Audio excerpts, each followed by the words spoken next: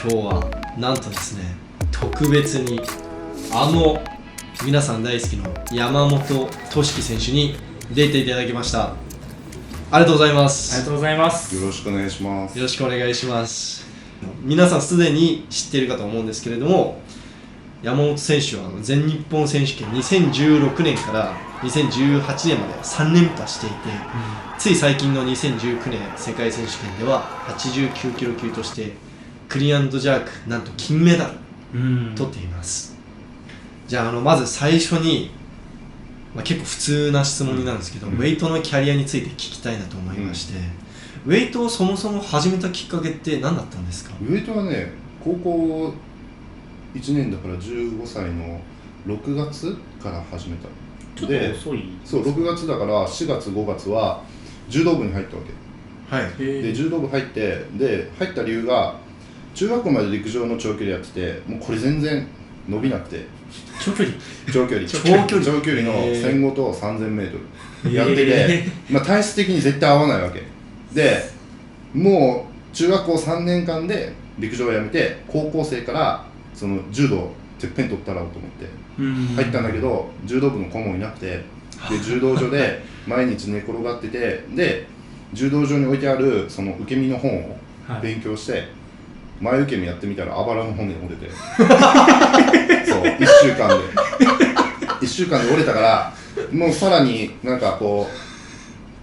うなんかやる気なくなって、毎日柔道場に寝転がってたら、なんか顧問の先生に「お前ウエイトやるよ」っつって、でもそれもなんか校内放送で昼飯食ってたら、なんかチャイム鳴って、チャイムっていうか呼び出し、そう呼び出し食らって、山本俊樹君至急職員室来なさいっつって、怖いっすね。そう悪いことしたかなと思ったんだけど、そのなんか「お前ちょっと体格いいからウエイトやってみるよ」っつって、で今日の放課後来いって言われて、でウエイト場行ったら、ちょっとあんまり偏差値のいい高校じゃないから、言ったら怖いヤンキーの先輩がいっぱいいて、ウェイト部に、でその先輩たちに「お前いい体してんな」って言われて、で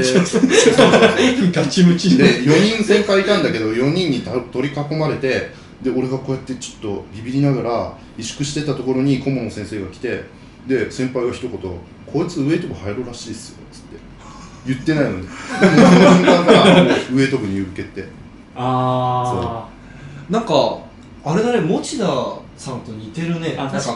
無理やり連れてかれたから。でもね、大概ね、俺の聞いた話の中では、今までね、ウエイトなんで始めたのって聞いたら、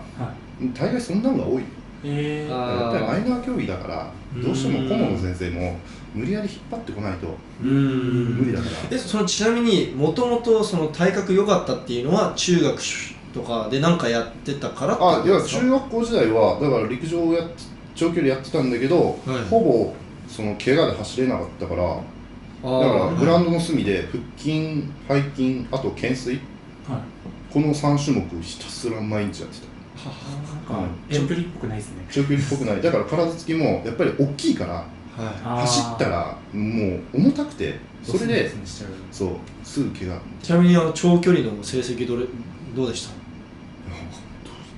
た？ 1500 が4分30ぐらいだったと思う。で3000がめっちゃ落ちて10分ぐらいだったと。10分切るか切らないか。いや、めっちゃ遅いと思うよ、中学生だと。1500はそこまでなんかひどって感じじゃなかった。めっちゃひどくはないけど、めっちゃ速くもないと思う。4分切るぐらいありますよね。4分切るのはまあチチャンピオンクラスだけど、みんなまあ4分1桁台ぐらい。ちなみに怪我っていうのはどういう怪我だったんですか？なんだろう、この長径靭帯が、俺多分動画見てわかると思うんだけど、スクワットでもやっぱちょっと O 脚なの。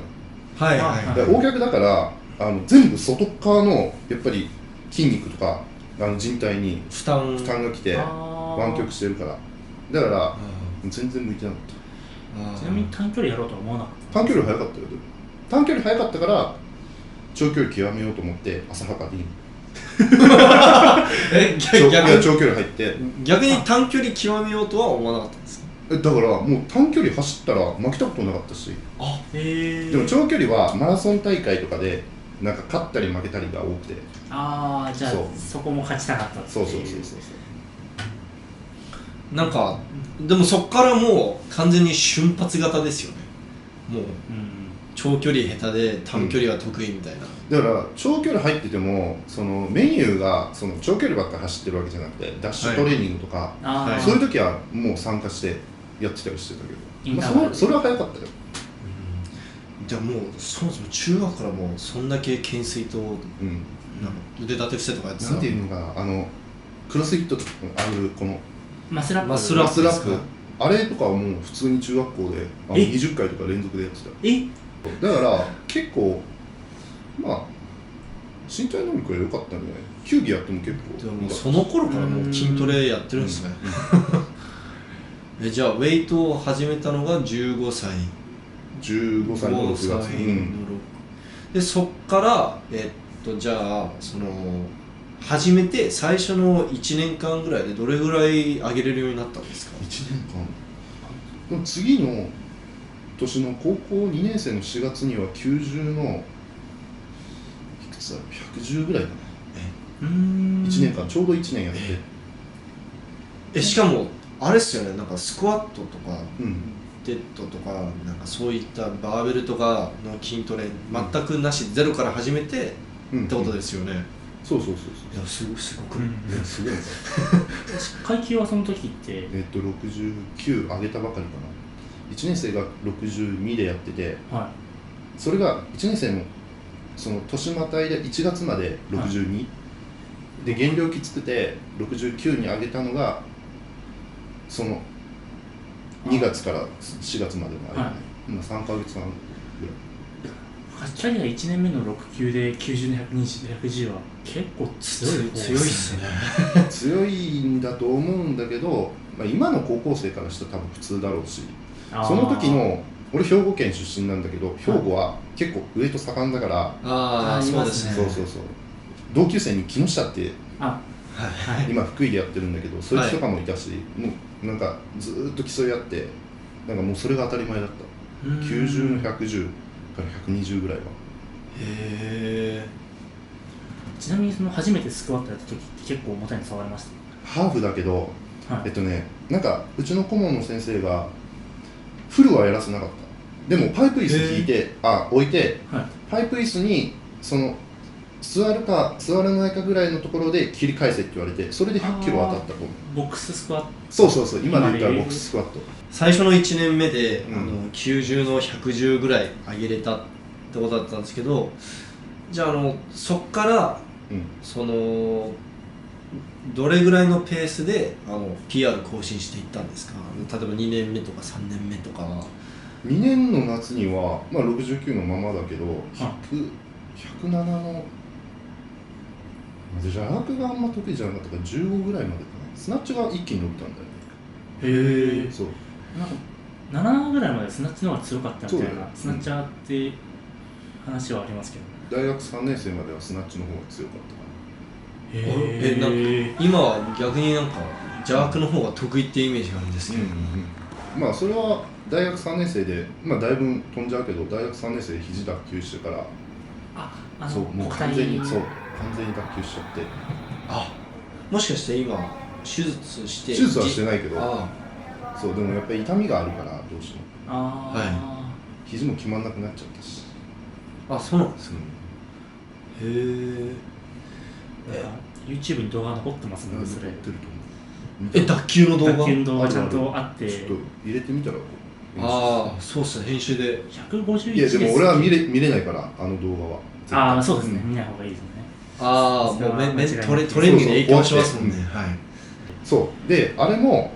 パワー出たのもただスクワットが強いから出たわけじゃなくて、そのオリンピックにもう出れないって、もうその2015年の全日本で決まっちゃったから、だからその年、そんな早い段階でもうだからもう2年前にもう首切られちゃって、で全日本のナショナルメンバーも外されて、だからずっと大学で一人で練習してて、だから時になんか動画とか、大学の動画ばっかり。そうだからもうナショナルチームとしての活動は一切してなかったかな、あの時は。でそこの時にもう一回やっぱり体作りから見直そうと思って、着目したのがそのスクワットもともと強かったんだけど、そこの部分もっと伸ばそうと思ってで2015ですよね。そうそこの1年間ね確かにあの頃の山本さんの筋トレ動画大量に出てきます。めっちゃあると思う。確かに大量にね、ちょっと全部大学でやってるやつですよね。全部そうだから、そこでフォロワーも一気に増えたし、なんかパワーの方からも一回なんていうのかな、試合に出てほしいっていう要望もあったし、ただその会社的にもウェイトリフティング選手が他の競技団体の試合に出るっていうのはやっぱり NG なわけ。そうなんですね。NG なんですね。本当は NG なんだけど、そこは当時の監督と一緒になんかうまくこう練習の一環でっていう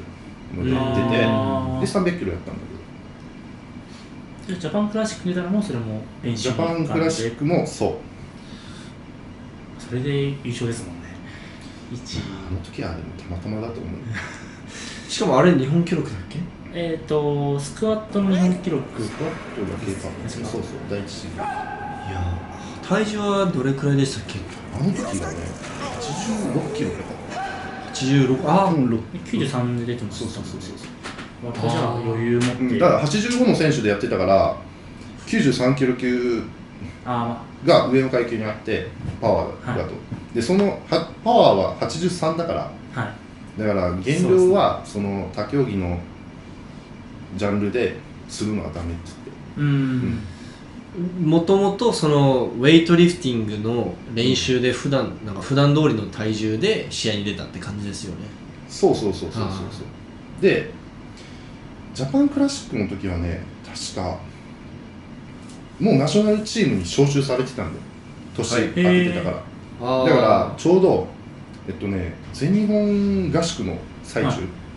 で普通に合宿のメニューこなしながら土曜日までやって、で確か日曜日に試合行ったと思う。千葉の多分そうだったと思う。で千葉もね、前日全然なんか疲れて寝れなくて、2時間ぐらいしか睡眠とってなくて、朝のね確か5時ぐらいに起きて始発で行ったの覚えてる。辛いっすね。その状況であのパフォーマンスってなんか凄まじいですね。それは本当にいつでもどこでも300キロじゃないですか。そうだよ。今だったら本当に今はね体重増えたし、やっぱりその分確率的には上がったよ。 100% とは言えないけど、そのなんていうのかな、今ここでやってくださいって言われたら、道具も必要だし、コンディションもそれなりに整えないといけないけど、事前に言ってくれれば絶対立てる。でもやっぱり調整は必要なんですね。その2日前ぐらいからね。でも2日あればいいんですか？ 2日あれば大丈夫。いっぱい寝とけばいいやみたいな。すごい。すごい。メンタル的なパフォーマンスの方なんですね。そうですね。300キロは。そのウェイトリフター的に、みんな思ってるかもしれないけど、その300キロやったからどうだっていう話になってくるわけ。その300キロやってもパワーバランス的には計算上スクワットの 80%